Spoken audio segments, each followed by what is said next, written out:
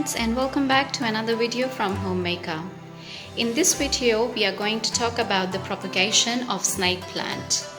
You can also say that it's kind of an update from my previous video on snake plant, where we talked about the care of snake plant and a little bit about the propagation.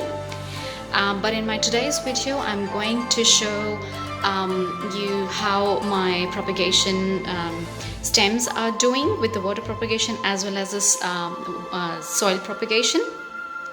So in my previous video I showed you that I have taken all these stem cuttings from the mother plant, because the mother plant was actually dying and most of the leaves, they got affected by it. Some of the parts of that plant got a root rot, and many of the leaves, they just died, and the ones that were left, I cut those leaves and I've put them into the soil to start kind of a soil propagation, to change the soil as well, because I couldn't even dig into the mother plant. If you haven't seen that video, please I'll leave the link and you can go back to that video and see what I've done in my previous video, and also we talked about the care. And this one as well, same I did. So some of these stems had the root tubers attached to them, whereas some of them they didn't have. They were purely stem cuttings, like this one, and this one, and few other. I couldn't even remember now. So some of them were just stem cuttings, and I also showed you how I've done water propagation for some of the stems, and now I'll show you that they have actually developed beautiful roots like this one here, you can see. So I've propagated them in water, pure water, nothing else, and they have developed nice roots. So this one and this one here, this one has developed quite a lot of roots. And now today I'm going to put them in soil, and I'll show you the soil mix that I have prepared and how to put them in soil. And this one, it's only one or two, a little bit, but still the roots are developing into it. And this one here, it actually had the tuber attached to it, but some of the new roots that have come out of that tuber, and also the tiny little plant that is coming out of it, if you can see it. Not sure if you can see that. Let me focus. Yeah, there in the middle, if you can see here, this one, the tiny little plant that is coming out of it, which shows that this is a healthy propagated stick, and the roots are nice, white and healthy. So yeah, so I can say they took quite a long time for the roots to develop, maybe because when I repotted this plant and I took the propagation sticks, it was winter at that time, and now it's spring. So in the spring season now the roots have emerged, so maybe that could be the reason it took so long, because I can say it took me more than 2 months for these roots to come out. But I think if you propagate them in spring season, it won't take that long. As I will take one cutting today to show you how to take the cutting, and then we'll see how long it takes in spring and summer for the roots to come out. And in these ones also, if you can see, last time I showed you how I just popped them into the soil, and this was actually a soil propagation that I tried with them, and this is the whole new plant that is coming out. And this one as well here, you can see this one, new stem, new leaf coming out, and this one is all new plant that has emerged. In this one as well, the bigger plant, and this beautiful plant as well. And since the time I have put them in soil, they have done really great. here you can see this. This is the whole new plant that came out of it, which is a positive sign that my plant is healthy and doing really well. So what I have done is I have just made sure that I do not overwater my plant and water it only when I feel that the soil is dry up to more than a knuckle this much, because this is a big pot.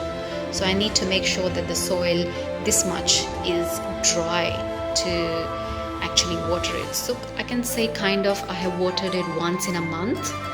That's it, and it is doing really great.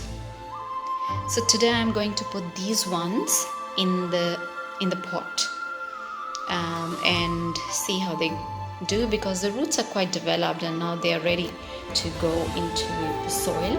Also, I'll show you, take one cutting and I'll show you how you take the cutting. So when you take the cutting, you need to make sure that the part that is down from where the roots come, you put that part only. If you take the cutting from here, the stem cutting, so the part which is at the down should only go into the soil and the upper part should remain in the air. Because if you do it the other way around, like if you forget, you have to remember that you took the cutting from here and that this part has to go into the soil and the top part remains out. Because if you do it the other way around, your plant is not going to grow and it will be a total waste. So for taking a cutting, you need to, if you have a scissor, you can take a scissor, or if you have a pair of your pruners, you take your skittiers and make sure that your skittiers are clean. You can use ethyl alcohol, rubbing alcohol, cleaning alcohol, spirit, whatever you have, or just soap and water. You can clean it with soap and water. So you open it up and you take a cutting from here like this.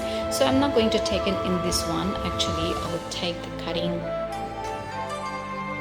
from this one. Maybe I'll take one from both of them and I'll show you how to take that cutting.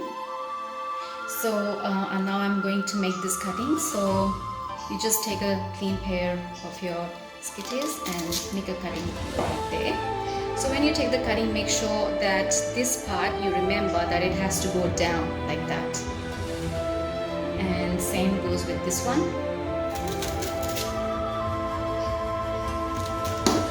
There. So these two, either you can make a marking on them just to remember that these two needs to go into the soil, and then either you can go with the water propagation or you can go with the soil propagation. But as I say in all my videos, that I always prefer to go with the water propagation. Because you can actually see that what's happening in the water with the roots, they're developing or not. Whereas if you put them in soil like this, you just need to wait for the new growth to come up, or just you keep an eye on the leaf. If your leaves are turning brown or they're wilting, so you'll come to know that your plant, that your propagation stick is not doing well. But if nothing is happening, your plant is healthy, it's green and new growth is coming, that means your cutting has worked and the roots have developed. So as I told you before, that this is the soil mix that I have taken for my propagation sticks to go in there. So this soil, here it has got perlite in it, it has got a little bit of peat moss, it has got some compost. So I can say equal proportions of peat moss and compost with perlite. So in this potting mix, I've added more of perlite because as I said, that this snake plants, they need a lot of drainage, doesn't like to sit in too much of wet soil.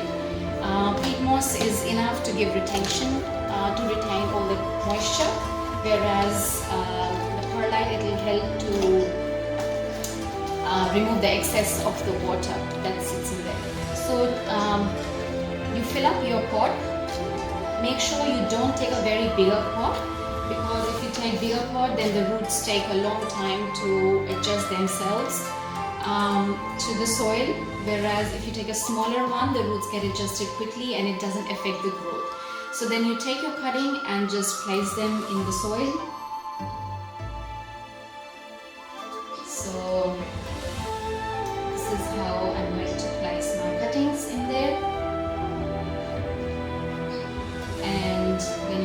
soil from top.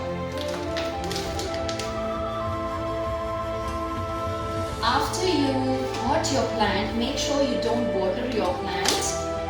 Yes, you heard it very well.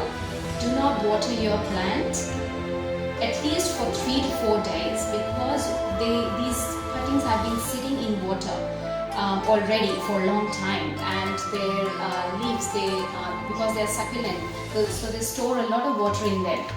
So they can still survive for 3 to 4 days without any water.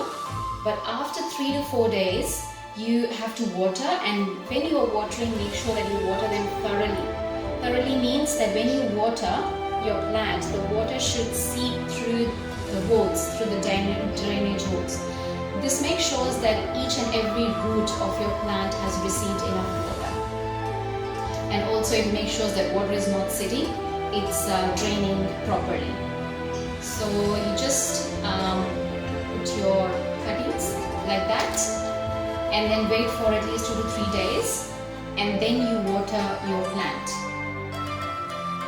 So these are succulents, and they don't need enough water. So every time I would like to just stress on it that overwatering is the only thing that can kill this plant. Nothing else will kill. If you don't water, it will still survive. But if you water it, overwater it, it will get root rot and it's gone. In just a couple of days, you will see all the leaves will start turning brown and your plant is gone. You can't recover your plant after it gets root rot. So that was all about the propagation of this plant. Hope you enjoyed watching the video. If you have got any other information, please do share with us. And if you have any queries, please leave your comments in the comment section and I'll get back to you. For now, thanks for watching, and we'll see you next time with another exciting video. Thank you. Bye.